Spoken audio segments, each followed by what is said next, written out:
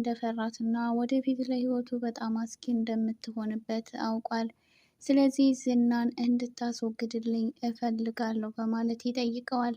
እንግዲህ ይህ ሰውዬ የያዘችበትን ቪዲዮ ከሰጠችው በኋላ ይህንን ነገር ሊሞሪ ላይ ኮፒ ካደረገችው ምናልባትም ደግሞ ሌላ እንደሌላት በምን እርግጠኛ መሆን እችላለሁ? አሁንም ቢሆን ስጋት ላይ ነኝ። ስለዚህ ያለኝ አማራጭ እሷን ማስወገድ ብቻ ነው። አንተ ደግሞ ይህን ካደረግልኝ ጠቀም ያለ ገንዘብ ሰጥሃለሁ በማለት ለዝና ይናገራል። ዝና ሰውየው በተናገረው ንግግር በጣም ደንግጦ ነበር። ዝና ማህሌት ምንም አይነት ቪዲዮ እንደሌላትና ሁሉንም በሙሉ እንዳመጣለት ሲነግረው፣ ሰውየው ግን ምናልባት ባይኖራትም እንኳን ለሰው ማውራቱ አይቀርም። ይህ ደግሞ ለእኔ ክብርና ለስሜም ሆነ ጥሩ አይደለም። ምናልባትም ባለቤቴ ጋር ከደረሰ ትልቅ ችግር ይፈጥርብኛል። ስለዚህ ማህሌት መወገድ አለባት ይላል። እንግዲህ ዝና ጠቀም ያለ ገንዘብ እሰጥሃለሁ ሲለው በጣም ጓጉቶ ነበር። ነገር ግን ማህሌትን አስወግድልኝ ሲለው ደግሞ በጣም ደንግጧል ማለት ነው። እንግዲህ ዝና ሰውን በቀላሉ የሚያስወግድ ሰው ሳይሆን ሰውን እንዴት አድርጎ ገንዘብ መጠቀም እንዳለበት ነው የሚያስበው። ከዚህ ቀደም ትህትናን ስንመለከት ትህትናን በተደጋጋሚ ካሌብ እንዲያስወግዳት ቢነግረውም እሱ ግን ከተቀመጠችበት ቦታ ወደ ቤቱ በመውሰድ ከቤተሰቦቿ እያስላከ በጣም ብዙ ገንዘብን በመውሰድ እና እንደዚሁም በስተመጨረሻ የእሷን ኩላሊት ለሌላ ሰው በመሸጥ በጣም ተጠቃሚ እንዲሆኑ አድርጎ ነበረ። ስለዚህ ዝና ሰውን የሚያስወግድ ሰው ሳይሆን እንዴት ወደ ገንዘብ ቀይሮ መጠቀም እንዳለበት ያስባል። በዛ ላይ ደግሞ ማህሌት አሁን ላይ ለሱ በጣም ጠቃሚ መረጃን ስለነገረችው ወደፊትም ቢሆን እሱ ካሰባት በላይ ናት። አንቺ እኮ ከእኔ የባስሽ ሰይጣን ነሽ፣ ግን ለምንድን ነው እኔ የማልፈራሽ እያላትም ነበረ። ማህሌት እንግዲህ በጣም ከሚያስባት በላይ አደገኛ ሴት ስለሆነች ለሱ ስራ ደግሞ በደንብ እንደምትጠቅመው ስለሚያውቅ ማህሌትን እንደዚህ በቀላሉ አያስወግዳትም። በዛ ላይ ደግሞ ዝና ከዚህ ቀደም እንግዲህ የጠበቃው ሚስት ከተቀመጠችበት ቦታ ወስዶ መድብል ወደ ሌላ ቦታ እንደወሰዳት ሰምቶ በዚህ በጣም ተናዶ ነበረ። ከዛ በመቀጠል ማህሌት ደግሞ የነገረችው ነገር በጣም ትልቅ ዱብዳ ሆኖበታል። በቃ ያበበ ድምዛ ልጅ አልቆለታል ማለት ነው እያለ ነበረ። እንግዲህ ማህሌት ከባለሀብቱ የወሰደችውን ገንዘብ እና እንደዚሁም ደግሞ ቪዲዮውን ሊቀበላት ሲሞክር ሉላ የት እንዳለች አውቃለሁ ብላው ይህንን ሀሳቡን ካስቀየረችው በኋላ በተጨማሪ ደግሞ ጓደኛዋን እነ ምሳሌ ቤት አስገብታ ከእነሱ በጣም ብዙ መረጃዎችን እንደምትሰበስብ እንደዚሁ መድብል ደግሞ የጠበቃውን መቃብር ቆፍሮ በህይወት እንዳለ ማረጋገጡንም ስትነግረው በጣም ደንግጦ ነበረ። ከዚህ ቀደም ከሰማቸው ነገሮች ሁሉ ይህ ደግሞ በጣም አስፈሪና በጣም የሚያስደነግጥ ነበረ።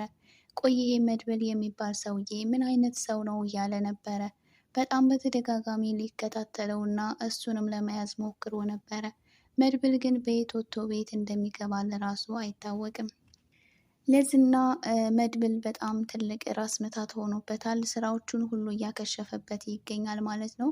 እንግዲህ በዚህም ምክንያት ካሌብ ጋር ያላቸው ግንኙነት በጣም ሊበጠስ እየደረሰ ሲሆን ይህ ነገር ደግሞ ሲጨመር ካሌብ እንግዲህ ጠላትነቱን ወደ ዝና እንደሚያዞረው በጣም እርግጠኛ ነኝ።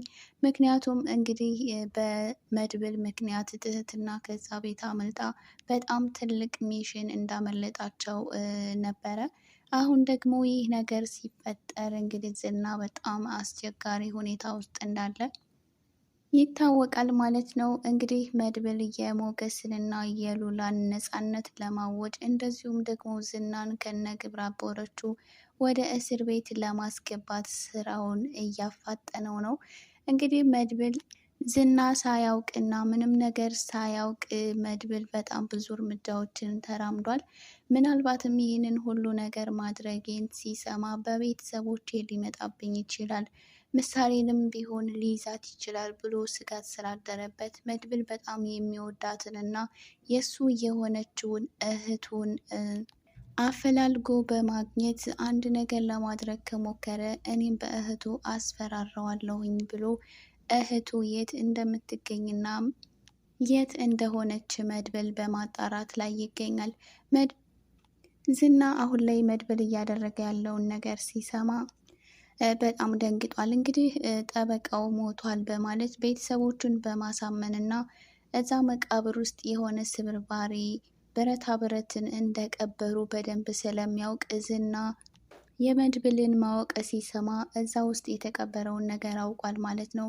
ስለዚህ ይህ ደግሞ በጣም ትልቅ ወንጀል ስለሆነ ከጀርባው በጣም ትልቅ ችግር ይዞባቸው እንደሚመጣ በጣም ግልጽ ነው። እንግዲህ ዝና መለስ በማድረግ ማህሌትን ቆይ ሉላን የት እንደሆነች አውቃለሁ ነው ያልሽ ልበል ብሎ ይጠይቃታል። ማህሌትም አዎ ሉላ ያለችው እዛው እነ መድብል ቤት ነው ተደብቃ የምትኖረው።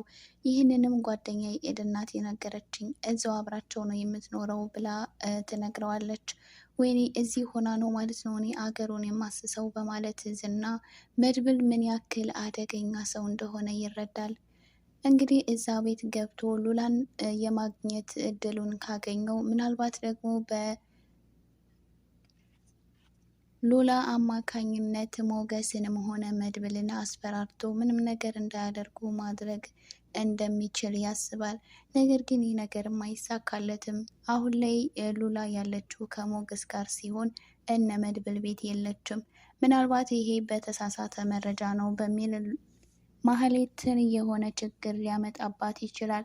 ምክንያቱም ዝና እውነትሽን ካልሆነ ብሎ ስላስጠነቀቃት ምናልባት አሁን እዛ ቤት ሄዶ ሉላን ሲያጣት ማህሌትን የሆነ ነገር ሊያደርጋት ይችላል። ምክንያቱም ማህሌት የምታውቀው ሉላ እዛ ቤት እንዳለች እንጂ ወደ ሞገስ እንደሄደች በጭራሽ አታውቅም። አሁን ላይ ኤደን ደግሞ የነ ብሩክ ቤተሰብ ሉላን ይቅርታ ማህሌት እንደነገረቻት ሳይሆን ፍጹም መልካምና ጥሩ ሰዎች ሆነው አግኝታቸዋለች። ማህሌት የነገረችኝ ነገር በጭራሽ እውነት አይደለም። እነሱ እኮ በጣም ጥሩና መልካም ሰዎች ናቸው።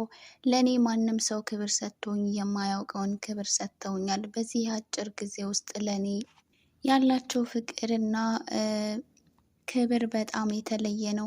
ስለዚህ እንዴት ነው እነዚህን ሰዎች መጉዳት የምችለው በያለች ነበረ ኤደን። እንግዲህ ማህሌትም በኤደን ድርጊት በጣም እየተናደደችባት ነበረ። ከዛ ቤት ለቀሽ ውጪ፣ ለዚህ ስራ አንቺ አትሆኝም ብላ ስትላት እኔ ከዚህ ቤት የትም አልሄድም ብላ ኤደን እያሾፈችባት ነበረ ማለት ነው። እንግዲህ ኤደን ይህንን ቤተሰብ እኔ መጉዳት አልፈልግም ብላለች። እንግዲህ እነ ምሳሌም ሆኑ እነ ብሩክ እንደተወራላቸው ሰዎች ሳይሆኑ ፍጹም ተቃራኒ ሆኖ ነው ያገኘቻቸው። ነገር ግን ኤደን በጣም ትልቅ ችግር ውስጥ የገባች ይመስላል። ምክንያቱም ዝና እዛ ቤት ውስጥ እንደምትኖር ስላወቀ ምናልባትም እሷን ተጠቅሞ መድብልን መጣል ስለሚፈልግ መድብልን የሆነ ነገር እንድታጠምድለት ሊያደርጋት ይችላል። ይህንን ነገር ደግሞ ኤደን እሺ ብላ ካልተቀበለች ዝና ለእሷ ደግሞ ትልቅ ጠላት ሊሆንባት ይችላል ማለት ነው። እንግዲህ ሁሉ ነገር የሚመጣው በማህሌት ጉዳይ ይሆናል ማለት ነው።